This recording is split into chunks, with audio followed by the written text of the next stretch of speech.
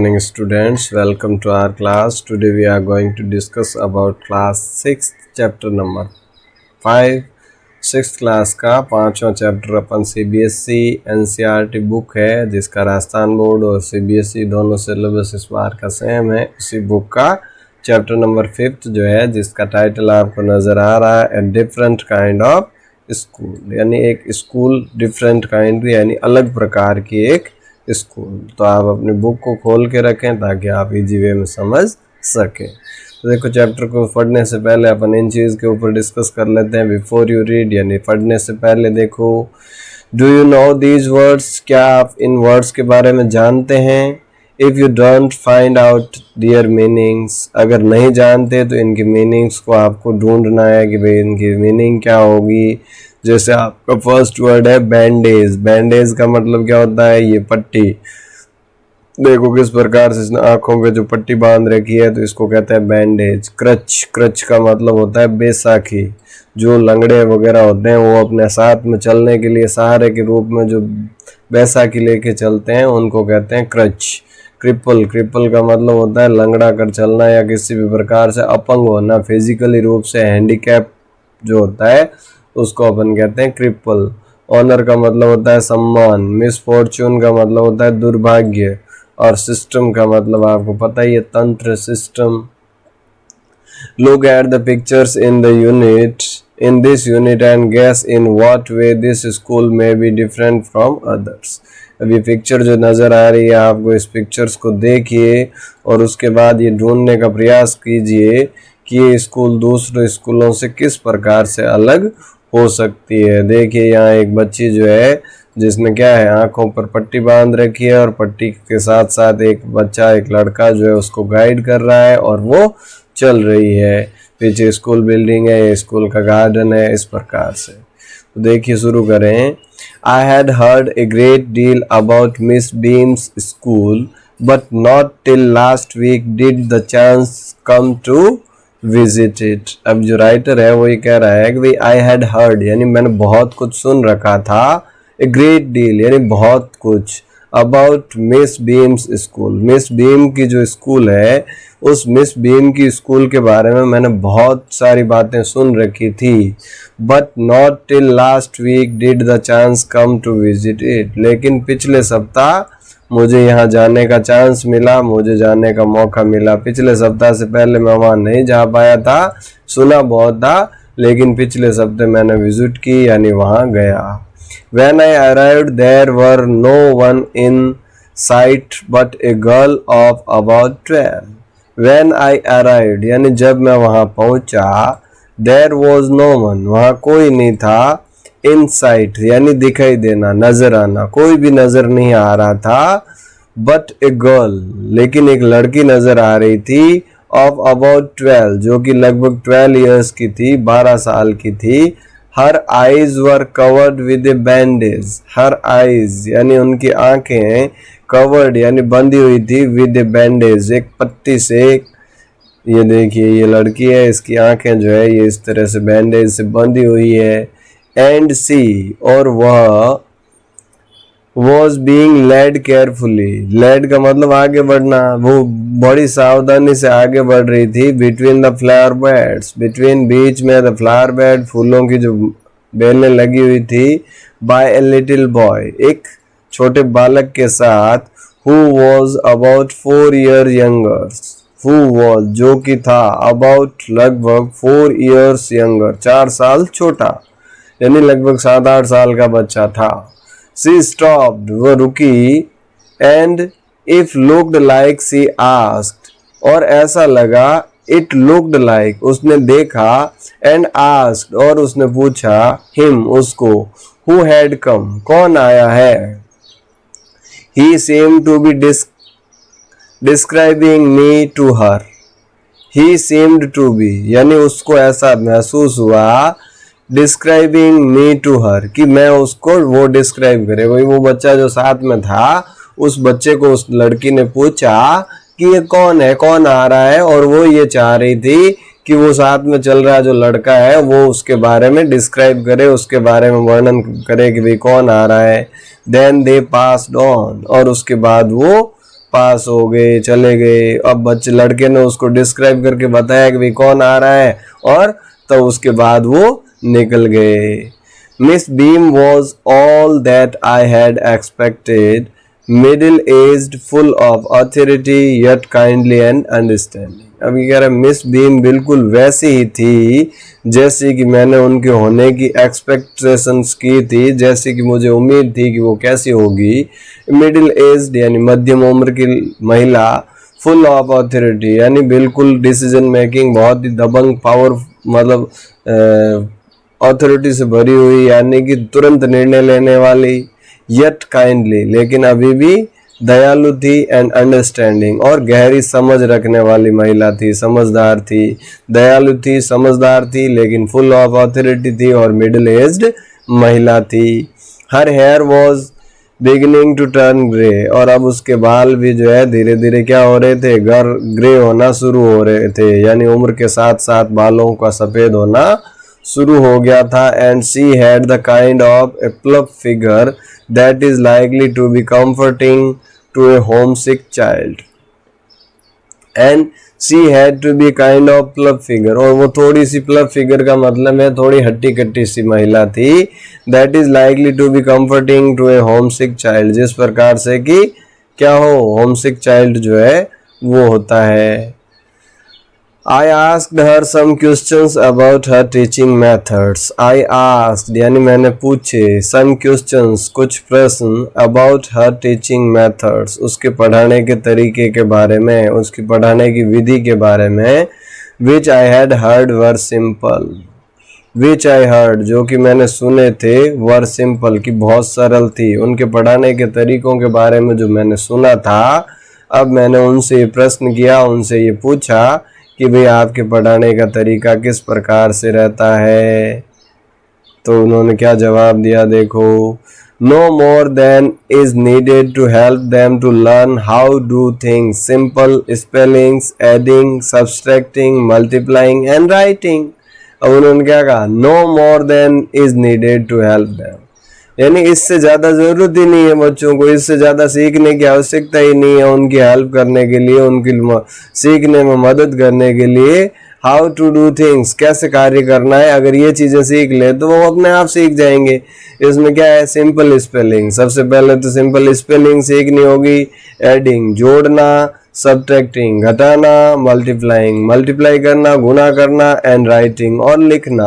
अगर ये बच्चा सीख जाता है, स्पेलिंग सीख जाता है, एडिंग, सब्ट्रैक्शन, मल्टीप्लिकेशन सीख जाता है, और अगर राइटिंग लिखना सीख जाता है, तो इससे ज़्यादा सिखाने की और ज़रूरत ही नहीं है। The rest is done by reading to them and by interesting talks.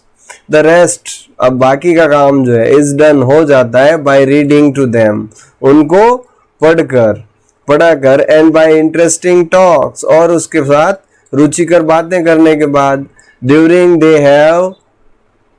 Which they have to sit still and keep their hands quiet, जिस दौरान, ड्यूरिंग विच यानी इस दौरान, दे हैड टू सिट वो बैठते हैं, उनको बैठना होता है, स्टिल यानी चुपचाप, and keep their hands quiet और अपने हाथों को भी शांत रखना होता है।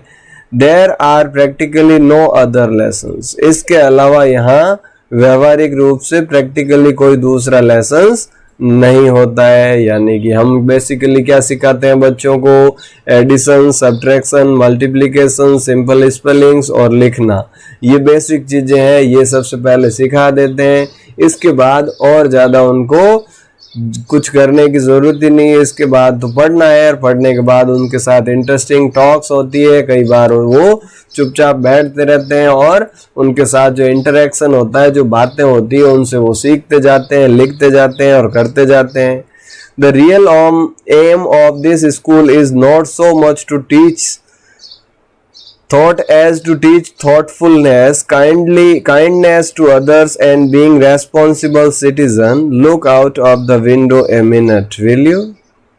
अब देखो उन्होंने क्या कहा, the real aim of this school, यानी इस स्कूल का जो रियल एम है, यानी वास्तविक उद्देश्य जो है, is not so much to teach thought as to teach thoughtfulness. इसका उद्देश्य जो है बहुत ज़्यादा थॉट, बहुत ज़्यादा विचार पढ़ाना नहीं है, काइंडनेस टू अदर्स, बल्कि काइंडनेस टू अदर्स, दूसरों के प्रति दया का भाव रखना, एंड बीइंग रेस्पॉन्सिबल सिटीजन, और उसका एक जिम्मेदार नागरिक बनाना, ये उद्देश्य है इस स्कूल का उद्देश्य।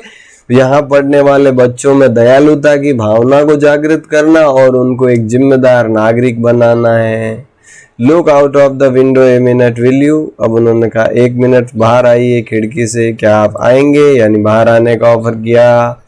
आई went to the window which overlooked a large garden and a playground at the back, अब मैं जब बाहर गया खिड़की तक तो मैंने क्या देखा, ओवरलुक्ड ए लार्ज गार्डन, मुझे बहुत बड़ा एक बगीचा नजर आया, एंड ए प्ले ग्राउंड, और एक खेल का मैदान, एट द बैक, उसके पीछे। व्हाट डू यू सी, अब आपको क्या दिखाई दे रहा है, मिस बीम आस्क्ड, अब मिस बीम जब मुझे लेके गई तो खिड़की के पास, तो जब मैंने नज़ारा देखा तो फिर उसके बाद उन्होंने पूछा कि भाई आपको क्या नज़र आ रहा है। I see some very beautiful grounds, I said, और मैंने क्या कहा, आई सी, मैं देख रहा हूँ, सम वेरी ब्यूटीफुल ग्राउंड, बहुत शानदार ग्राउंड नज़र आ रहा है, and lot of jolly children, और बहुत सारे, जॉली का मतलब खुश, चिल्ड्रन बच्चे जो है बहुत ज़्यादा एंजॉय कर रहे हैं, बहुत ज़्यादा खुश है।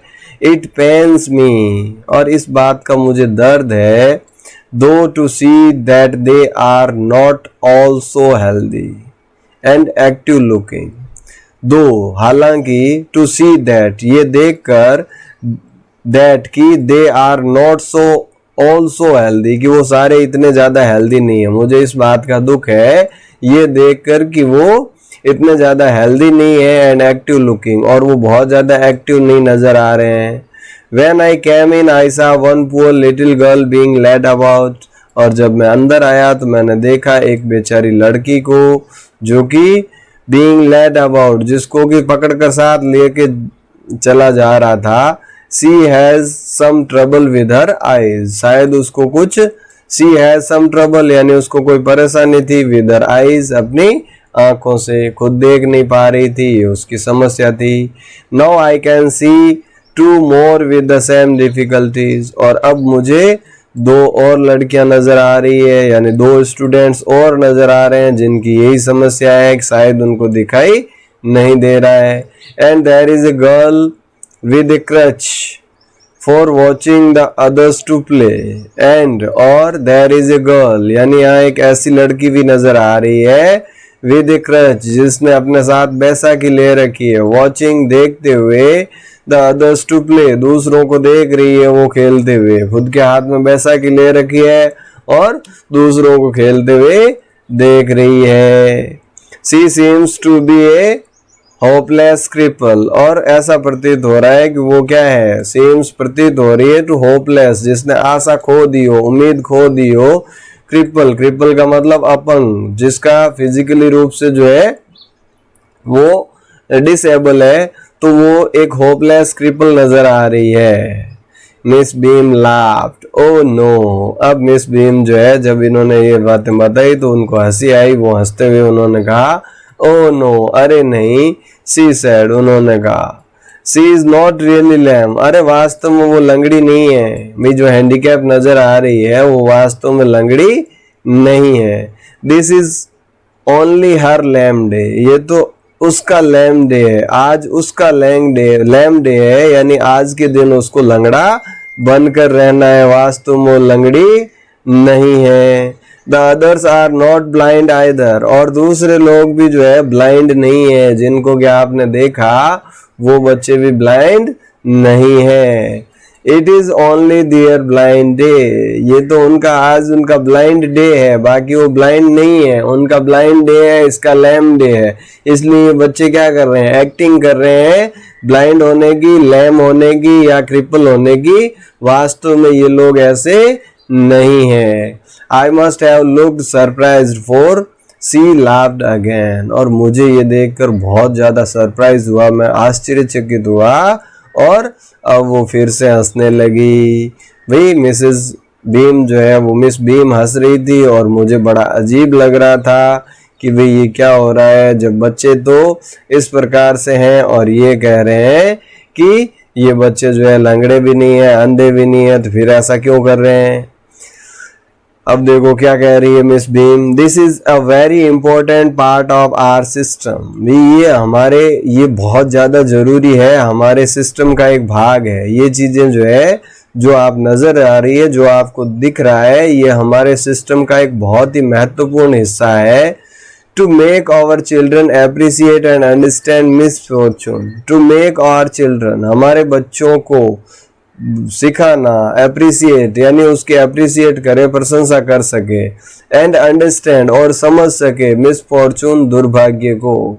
अगर कोई किसी के साथ मिस हैपनिंग हो जाती है या मिसफॉर्चुनेटली अगर कोई बच्चा क्रिपल है या कोई डिसेबल्ड है, तो उसकी अप्रिसिएट करना, उसकी प्रॉब्लम को अंडरस्टैंड करना, ये हमारे सिस्टम का बहुत ही महत्वपूर्ण पार्ट है।